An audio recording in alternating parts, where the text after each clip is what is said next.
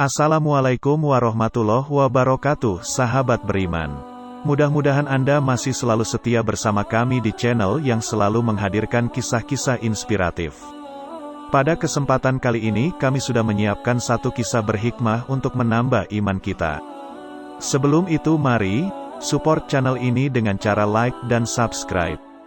Klik lonceng juga, biar kamu nanti dapat konten bermanfaat lainnya. Syahdan ada 4 ekor binatang yang bersahabat di dalam hutan, yakni singa, serigala, ajak dan seekor gagak.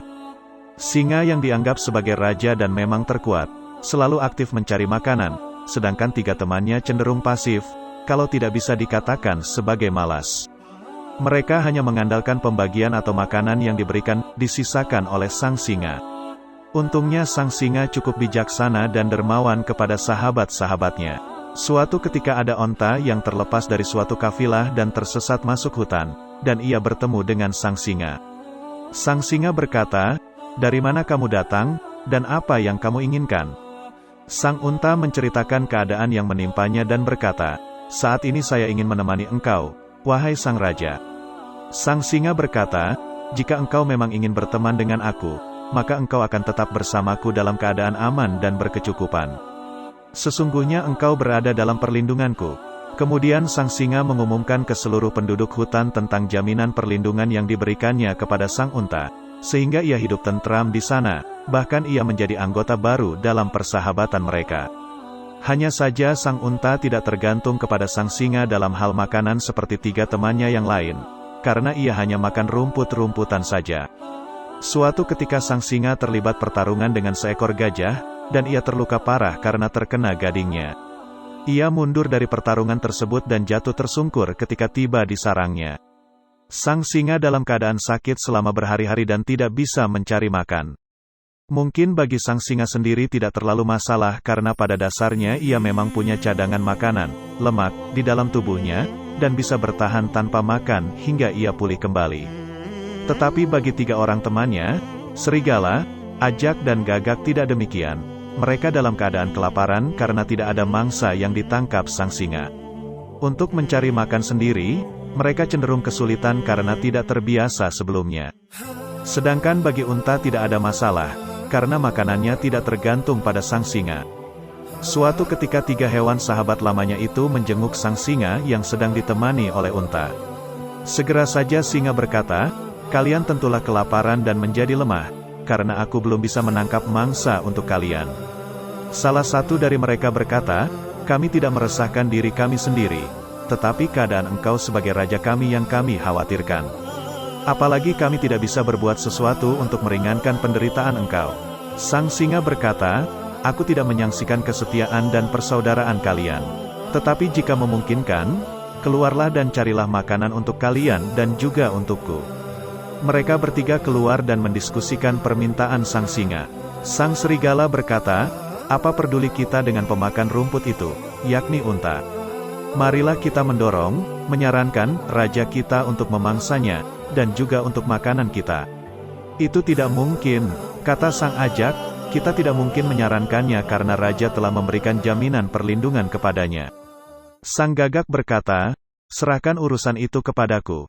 Ketika unta sedang tidak bersama singa, sang gagak segera menemui singa dan mengajukan usul sang serigala. Singa langsung marah dengan usulan tersebut. Ia berkata, "Tidak pernah kubayangkan engkau akan mengajukan usulan seperti itu. Di manakah rasa setia kawanmu? Tidakkah engkau tahu, tidak ada perbuatan yang lebih mulia daripada melindungi orang, atau binatang, yang sedang dalam kesusahan, dan mengelakkan pertumpahan darahnya." Sang gagak kembali kepada 2 temannya dalam keadaan lunglai. Mereka bertiga terpekur merenungi nasibnya. Tetapi tiba-tiba sang gagak berteriak, "Aku punya ide." Kemudian ia membisikkan rencana atau muslihat jahat kepada kedua temannya, dan mereka menyetujuinya. Keesokan harinya mereka menemui sang singa yang sedang ditemani unta. Sang gagak berkata, "Wahai tuanku raja, saya menyadari bahwa engkau membutuhkan sesuatu untuk mengembalikan kesehatanmu. Selama ini engkau telah bermurah hati kepadaku, karena itu aku ingin berkorban, menyerahkan diriku untuk menjadi makananmu." Sang unta memandang gagak dengan mata berbinar. Ia begitu kagum dengan kemuliaan jiwa gagak yang mau berkurban demi kesehatan rajanya. Tetapi tiba-tiba sang Ajak berkata, "Cukup, tidak mungkin engkau bisa memuaskan sang raja dengan tubuhmu yang begitu kecil. Tetapi tubuhku akan cukup untuk menjadi makanannya, biarlah aku saja yang berkurban untuk sang raja." Sang unta mengalihkan pandangannya kepada Ajak dengan penuh kekaguman, seperti ketika ia memandang Gagak sebelumnya. Tetapi kemudian didengarnya sang serigala berkata, "Tidak mungkin itu dilakukan. Semua orang, atau binatang, tahu bahwa perutmu kotor, penuh dengan barang busuk dan angin. Lagi pula dagingmu sangat busuk, biarlah aku saja yang berkurban. Dagingku ini pantas untuk makanan sang raja." Kali ini sang unta memandang kepada serigala dengan pandangan yang sama dengan sebelumnya, penuh kekaguman. Ia tidak menyangka bahwa sebenarnya ia sedang dijebak untuk memasuki jalan kematiannya. Belum sempat ia berkata apa-apa, didengarnya sang Gagak berkata, "Setiap orang, atau binatang, tahu, barang siapa yang ingin bunuh diri, hendaknya ia makan daging serigala. Niscaya dia akan terkena penyakit difteria, dan akan segera mati."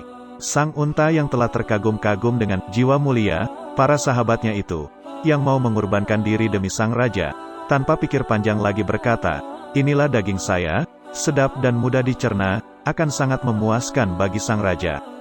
Sang Gagak, Ajak dan serigala segera saja berkata, "Engkau benar.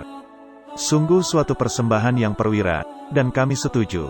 Segera saja ketiganya menerkam dan mencabik-cabik tubuh sang unta. Darah mengucur deras, sang unta roboh meregang nyawa dan mati seketika. Sang singa yang dalam keadaan sangat lemah, tidak mampu mencegah terjadinya peristiwa itu. Ia hanya bisa memandang sedih dan tidak percaya dengan peristiwa yang terjadi begitu cepatnya. Tampaknya ia harus lebih waspada dalam memilih teman dan sahabatnya di kemudian hari. Masya Allah, sebuah kisah yang mudah-mudahan bisa menjadi ibroh untuk kita. Jangan lupa berikan komentar Anda dan subscribe channel ini, agar nanti bisa mendapat kisah-kisah menarik lainnya.